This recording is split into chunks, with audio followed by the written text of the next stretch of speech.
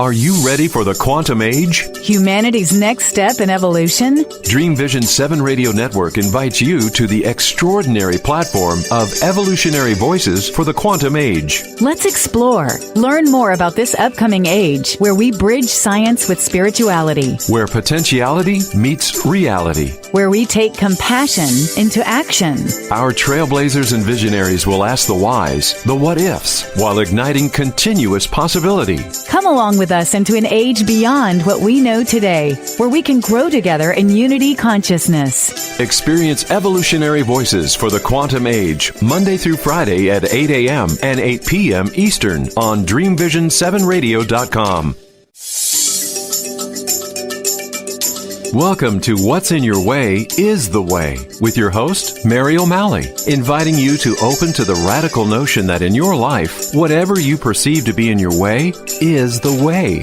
In other words, your challenges, whether they be relationships, compulsions, finances, or illness, come with gifts embedded in them that can bring healing and allow you to experience the joy of being fully alive. Mary is a counselor, awakening mentor, inspirational speaker, and the author of What's in the Way is the Way, the gift of our compulsions, belonging to life, and the magical gift of aliveness. What's in Your Way is the Way with Mary O'Malley is part of Evolutionary Voices for the Quantum Age. Heard Monday through Friday at 8 a.m. and 8 p.m. Eastern on the Dream Vision 7 Radio Network.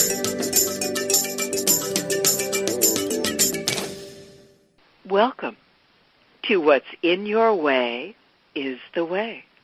I'm your host, Mary O'Malley.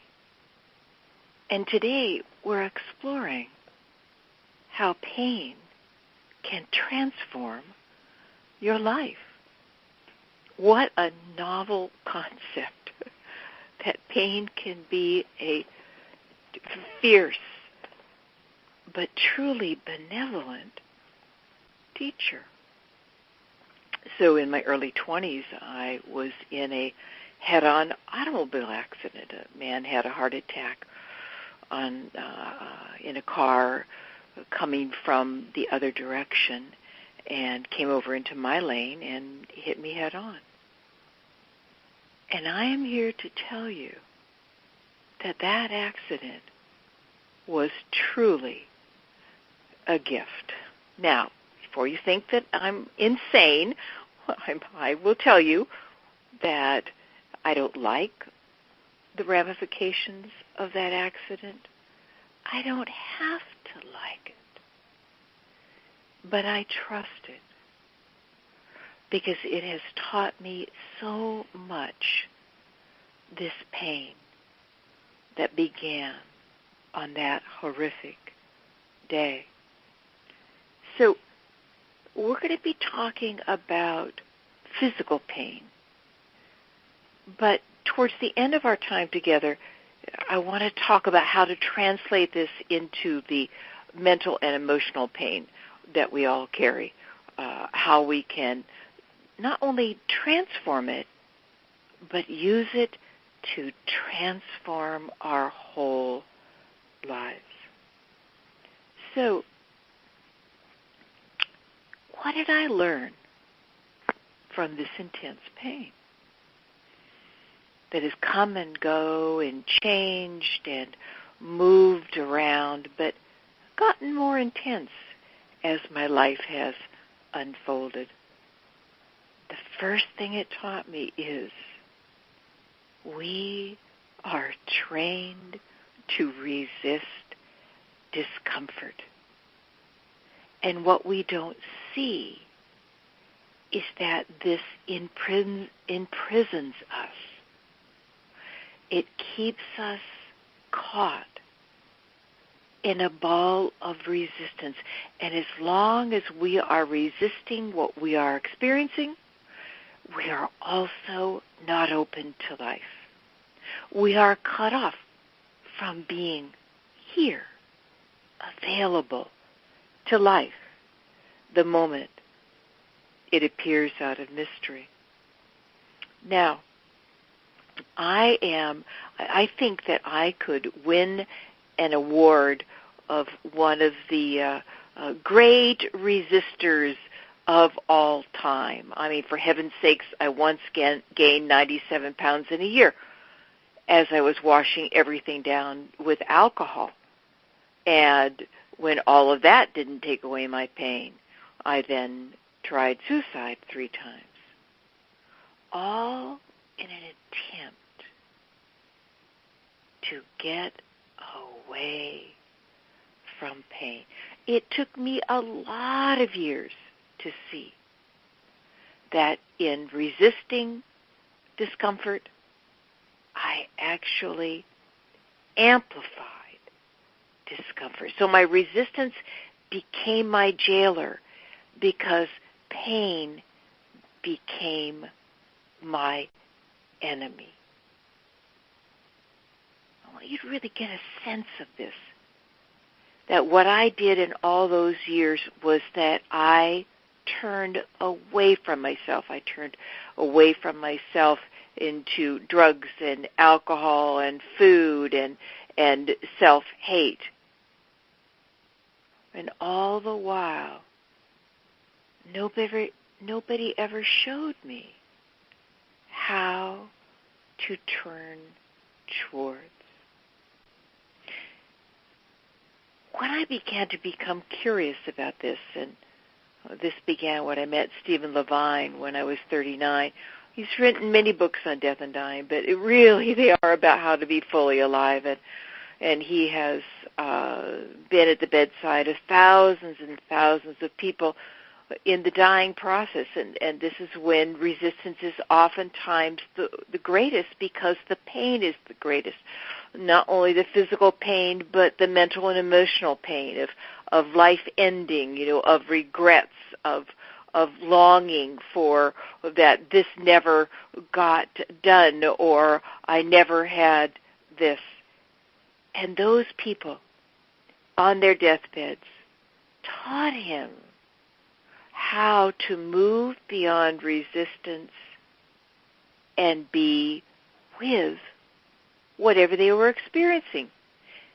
Being open to life is about being open to the 10,000 joys and the 10,000 sorrows, all the pain, all the discomfort. Life is very uncomfortable sometimes.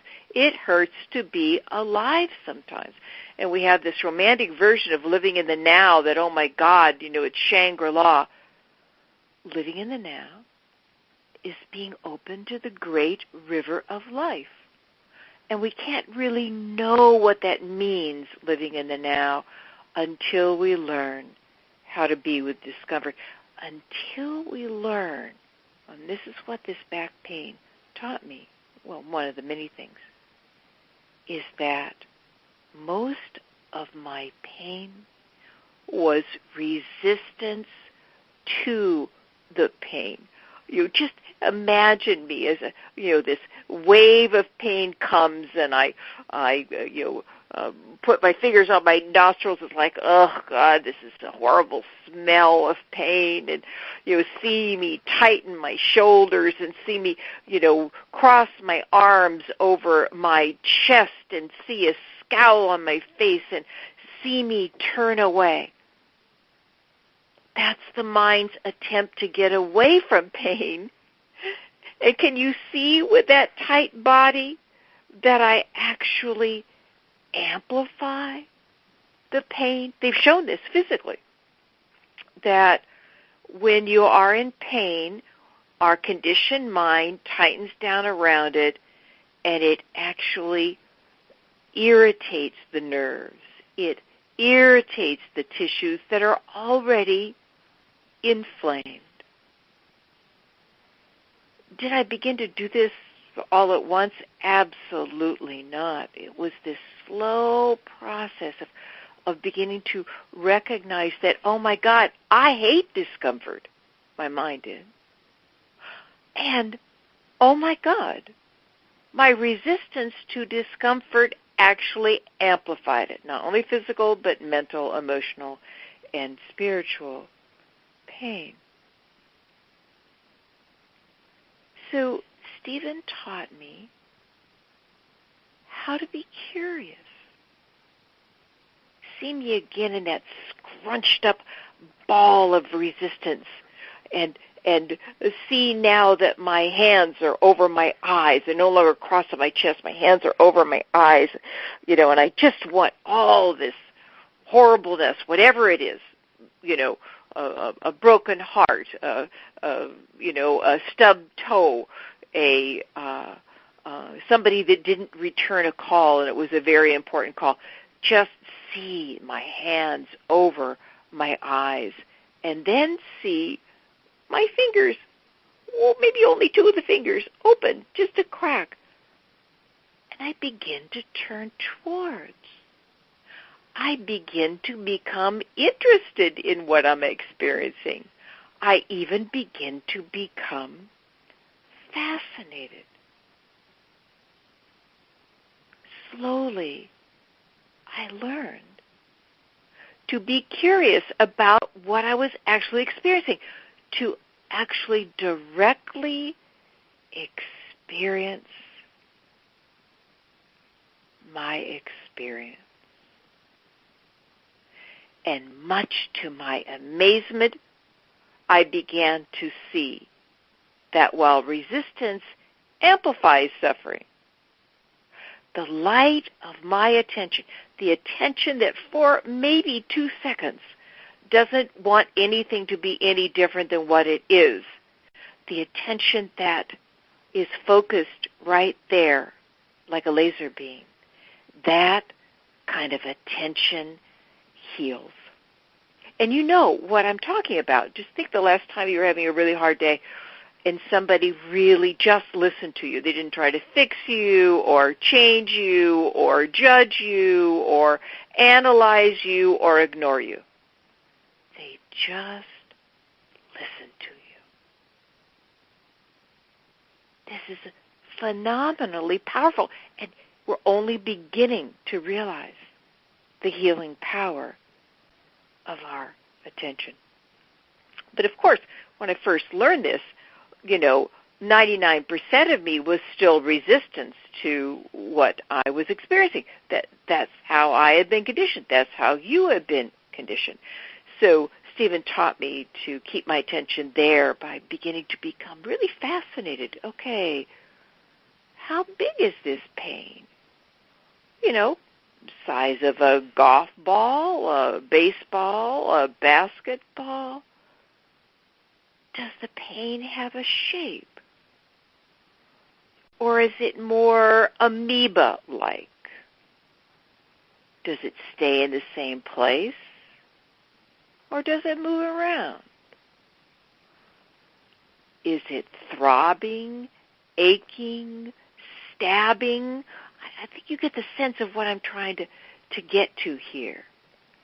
Is we use these kind of investigative questions to train our attention to actually be present for what we are experiencing. And it just blew me away when I began to come into this back pain with my attention. I began to see that it wasn't a solid ball of pain. It was multiple sensations, multiple changing sensations, both in the quality and in the amplitude, and they would come and they would go. That just absolutely amazed me.